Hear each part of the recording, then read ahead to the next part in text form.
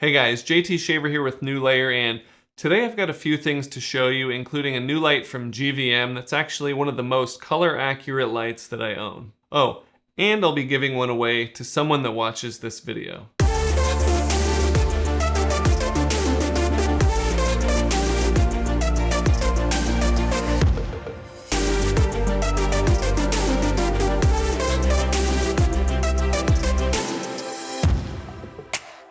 Hey, this is the G100W, and it is GVM's entry into the bicolor COB race. GVM is a budget brand, so you might be surprised to hear it, but a lot of their lights consistently outperform much more expensive brands.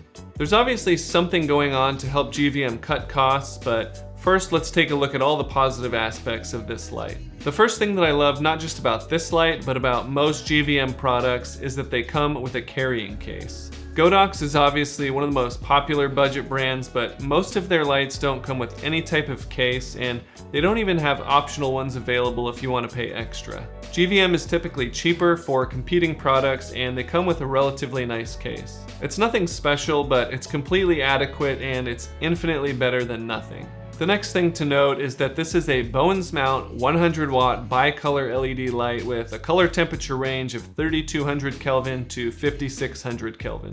Other similar lights might be the Nanlite Forza 60, the Intellytech X-100, and maybe some more obscure lights like the ones from Nice Photo, which actually makes some really great lights. The Aputure 300X is also bicolor, but it's 350 watts and it's not really comparable to something like this. Don't get me wrong, there are huge differences in the functionality and the build quality between this and all of the lights that I mentioned, but I just wanted to make it clear how rare it is to find a bicolor COB light, especially in the budget range. Fan noise is always a huge concern, especially with budget lights, so how does this light compare? This is one of the very few lights where the fan speed changes directly as you adjust the brightness with the knob on the back. If you're using this light at 50% power or less, it's quieter than the Godox SL60W. Now, at 100%, this light is as bright as the Godox SL60W, and I'll get more into that later, but I wanted to mention that now because as I tell you how the fan noise is,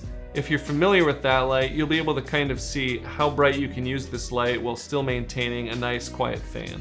Between something like 50% to 70%, the fan noise becomes a little more noticeable. Hey, I'm going to play alternating audio samples of the G100W at varying levels of brightness alongside the Godox SL60W, and then I'll finish it up with this light at 100% compared to the Godox SL150W. I boosted the audio levels of all of these sounds exactly the same just to make them a little louder so it's easier to hear and compare.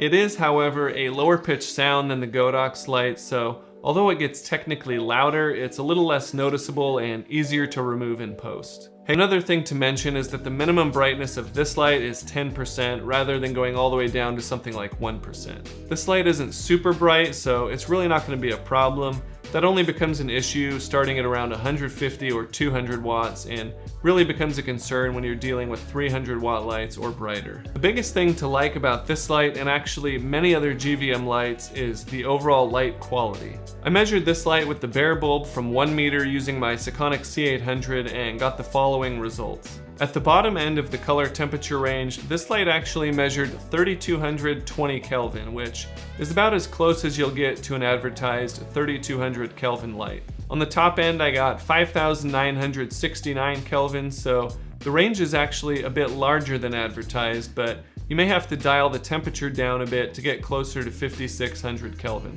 The tungsten end of this light has a CRI of 97.2, and on the daylight end I got a CRI of 98. The R9, R13, and R15 values at both ends of the spectrum are really great, so you'll have no issues with skin tones, assuming you set your white balance properly. I also got a TLCI of 99 for this light across the entire color temperature range. The The TM30 on the tungsten end is pretty good with an RF of 93 and an RG of 98. The TM30 on the daylight end is extremely good with an RF of 95 and an RG of 101, with only a very slight shift in the greens and the magentas. If we look at the color correction numbers for this light, I got 1.9 magenta at the tungsten end, which does represent a significant shift towards green, so if you were to gel this light to eliminate any green tint, you'd need a magenta gel at the tungsten end. This is kind of odd because if you're looking at the TM30 chart, you would assume that this light has a magenta tint and you would need a green gel, but I measured it a few times, so I assure you that this information is accurate. On the daylight end, I got a color correction number of 0, so it has no tint shift at all. I got an SSI of 87 on the tungsten end and 77 on the daylight end, which is the highest out of any lights that I own. The Aputure COB lights typically come in around 74 to 75 SSI compared to the D55 daylight standard, so this was really surprising. For the brightness, I got 2120 lux on the tungsten end and 2630 lux on the daylight end. That's the equivalent of f4 and f4.5 respectively at 1/50th of a second shutter speed and ISO 100. The Godox SL60W falls right in between those numbers for brightness, so this light is essentially the exact same brightness as that one. So if the color quality and the brightness of this light is so great, how does GVM cut costs to make this light so inexpensive? There are a good amount of negatives or quirks to this light, but especially if you're looking in this price range, I think a lot of them can be overlooked. The biggest thing to keep in mind with this light is that the build quality is not as good as the Godox SL60W. Now, in my opinion, the SL60W build quality is pretty darn good. This light has cheaper plastic in a lot of places, but at the same time, you're not going to break it if you're using it under normal circumstances. I probably wouldn't recommend using it daily for 8-hour shoots and expecting it to last until the LED itself dies, but under normal use cases, I think it's perfectly serviceable. If you're only filming 1 or 2 videos a week and keep it set up inside in your studio, you shouldn't have any problems. The sketchiest part of the build, I think, is in the mounting yoke itself.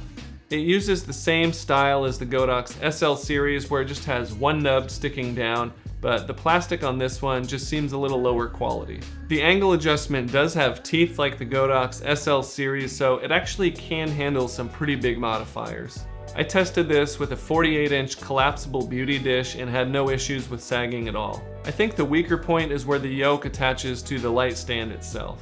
But again, that's kind of more of a feel and look thing because I have never broken one on my own, so who knows. Another downside to the design are the knobs on the back. They're pretty small, but the bigger issue is that they're smooth and they're actually pretty tight. That just means it's harder to turn them, but at the same time, it's actually easier to dial things in when you're looking for really small increments simply because they're harder to turn. I wish they were fatter or had ridges or texture on them, but it's not a deal breaker, it's just something worth knowing. Another quirk is that the power switch has 3 positions. 2 of them are off and only 1 of them is on. The markings on the switch indicate that GVM might be developing a battery-powered version of this light, so one of them would be DC power, one would be off, and the other one would be AC power. So they might just be saving money by using the same parts in this light that they will in a future light, and either way, it's not something that affects the usability of this light, it's just something kind of odd. Although this light comes with a case, it does not come with a remote. I would prefer a case over a remote, so this doesn't bother me.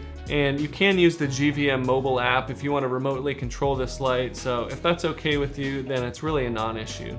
So with all that said, why would you buy this light over the other bicolor options? In this case, the most obvious answer is the right one, and that is price. The GVM G100W is only $259. For comparison, the Nanlite Forza 60B is $319, so close in price, but it's only 60 watts, so it's not going to be as bright. The Intellytech X-100 is $599, but it's a much nicer build and it's much brighter. It also has a built-in Fresnel lens, so it is significantly different than this light.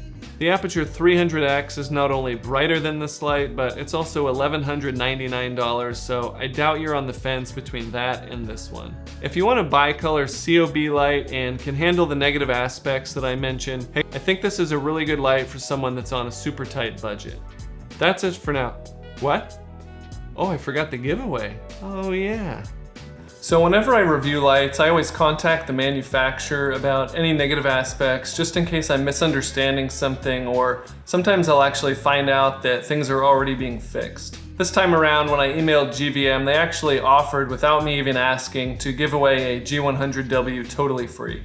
I'm gonna randomly pick one subscriber from the comments in the first 48 hours, so if you want to win, make sure you're subscribed and leave a comment and let me know what you think about this light. On top of that, GVM also gave me a discount code, but they asked that I keep it a little bit exclusive, so it's only going to be available for New Layer Discord members. If you don't win the giveaway, but you want to pick up this light at a discount anyways, make sure you hop on the Discord server and check the Gear Deals channel, and I'll have a link in the description to join that. Hey, as usual, I'll have links to all the lights that I mentioned in the description, and they are affiliate links, but it doesn't cost you anything extra, and it really does help me create more videos like this. That's really it for now, guys. Thanks for watching, and I'll see you next time.